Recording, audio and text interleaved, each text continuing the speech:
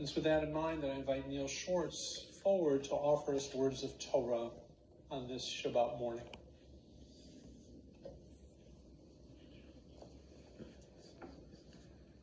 Shabbat Shalom. A while ago, I was parking my car in the Mariana's garage, and I was pulling into a spot. I accidentally scratched the mirror of the car on my right. My first thought was, how could I have misgauged my maneuvering into the spot, causing damage to both cars? After I pounded the steering wheel in an act of anger and frustration, I got out of my car to assess the damage. Fortunately, the damage was not too serious to either car. I looked around. There were hardly any shoppers going to their cars. I was standing between my car and the other car, and I recalled Deuteronomy. A single witness may not validate against an accused party any guilt or blame for any offenses that may be committed. A case can be valid only on the testimony of 2 witnesses or more.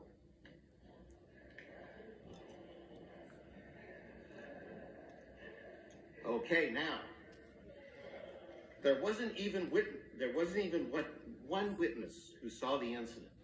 Now I had choices, among which were, do I follow the mitzvot and leave a note with my information, or do I just drive away? God has given us free will, and our goal is to follow the mitzvot to the best of our ability, as God has commanded us to do.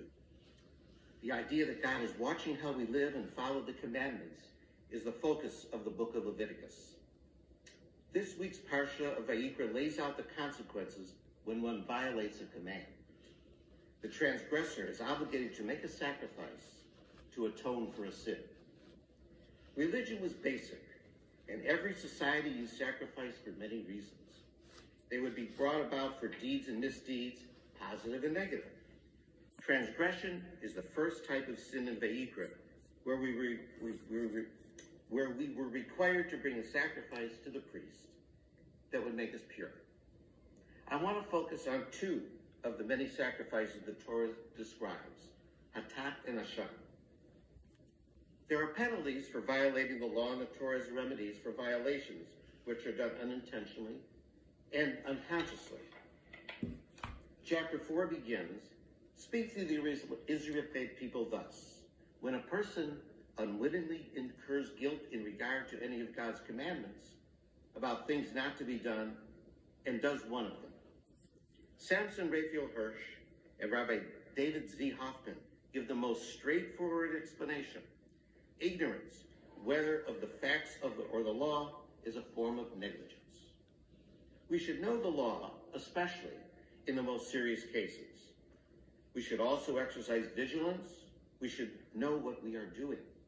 That is a fundamental obligation, especially in relation to the most serious areas of conduct. A hatat sacrifice would be required if someone unwittingly ate food that was forbidden, where one was under the impression that it was kosher or pure. One consumed the food as a result of some mistake or accident. Here is where ignorance of the law is not an excuse. The Torah does not bypass the transgression, but rather demands a sacrifice. The person who committed the misdeed is considered a transgressor. He should have taken precautions to make sure the food was kosher. The sin committed by mistake has contaminated his soul, and to cleanse himself, he must make the hatat sacrifice. The transgressor brings the sacrifice to the priest, and he follows the instructions given by God on how the animal is to be sacrificed, and afterwards, the transgressor will be forgiven, and his troubled conscience will be relieved. Bringing a sacrifice shows contrition, and one learned from the sacrifice to be more thoughtful and conscious of their actions in the future. The word hatat means to miss the mark of following God's commandments. The Torah tells us that we are responsible not only for the wrong things we do, but for the things we should not do. The Asham sacrifice deals with sins that were intentional. Chapter 5 begins when a person incurs guilt, which means they have sinned. The first sin is the oath of testimony. Whenever there is a monetary dispute, a witness may be asked to come forward. If a witness denies the knowledge of the case, one of the parties may ask him to swear that he is telling the truth. The verse deals with a witness who has taken an oath and then admits he has lied and already determined not to tell the truth. The second sin is when someone who is impure enters the sanctuary, knowing they are impure, but they forgot either about his contamination or that the sanctuary was holy. Therefore, as you enter the sanctuary the next time, focus on pure thoughts, leave your troubles outside, and feel the covenant of prayer. The third sin occurs when someone swears falsely that he will or will not do something, or that something did or did not occur. The oath of testimony and swearing falsely are clear violations of the mitzvot, and the consequences are clear. The two sacrifices, Hatat and Hasham, deal with sins that are accidental and planned.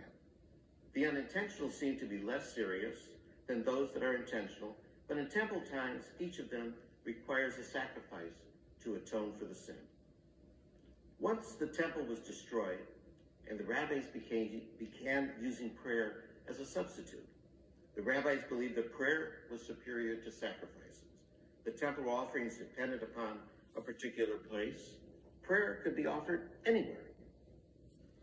Exodus Rabbah quotes, "If the people say we are poor and have no sacrifices to bring for offering, God tells them, I need only words.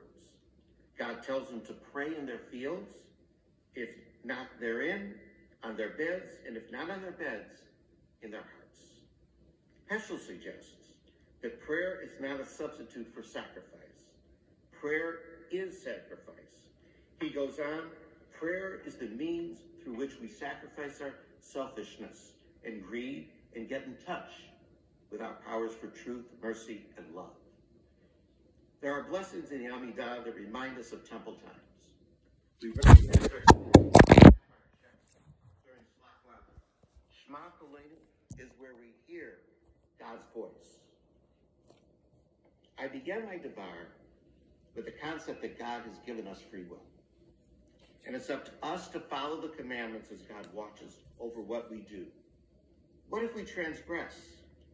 In temple times, the Torah has a solution for atonement, sacrifices. The temple is gone, and now prayer is the substitute. Prayer, what does that mean? Each of us has their own way of praying, which is very personal. Our tradition gives us paths to prayer in the Siddur and from the rabbis. There are times through prayer where we make the connection to God, and sometimes we don't. What we must not forget is that God has given us free will, and we must make every effort to follow God's commandments and to remember God is watching over us. Okay, now you're probably wondering what choice I made.